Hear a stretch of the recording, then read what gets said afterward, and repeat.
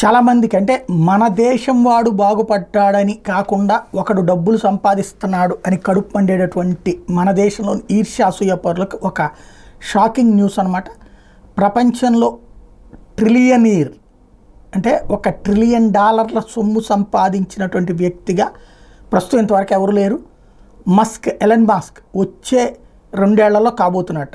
కుబేర్ల సంపద మరింత పెరిగి పోతుంది. విద్యుత్ కార్ల కంపెనీ టెస్లా, స్పేస్ ఎక్స్ అధినేత ఎలన్ మస్క్ సంపద 2027 నాటికి $1,00,000 కోట్ల చేరుతుంది. ఇదే జరిగితే ప్రపంచ చరిత్రలో తొలి ట్రిలియనీర్ $1,00,000 కోట్లతో మస్క్ రికార్డు సృష్టిస్తారు. ప్రస్తుతం రూపాయి మార్కం రేటు ప్రకారం ఆయన సంపద విలువ 83.96 లక్షల కోట్లకు సమానం. అయితే ఇందుకోసం మస్క్ సంపద 2027 వరకు ఏటా సగటున 110% చొప్పున పెరగాల్సి ఉంటుంది. ఇది ఇన్ఫార్మా కనెక్ట్ అకాడమీ ఓ నివేదిక ద్వారా చెప్తోంది.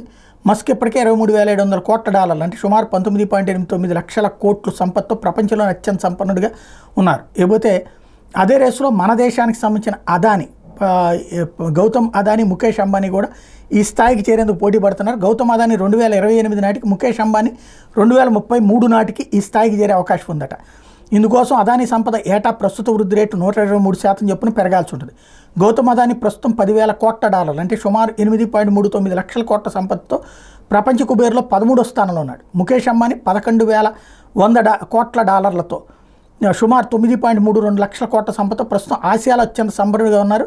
ఇక 2035 కల్లా అంబానీ నేతృత్వంలో రిలయన్స్ ఇండస్ట్రీస్ కంపెనీ షేర్ల మార్కెట్ క్యాప్ కూడా $1,00,000 కోట్ల స్థాయికి చేరి ఆ స్థాయికి చేరిన తొలి భారత కంపెనీగా రికార్డు సృష్టించేందుకు రెడీ అవుతోంది.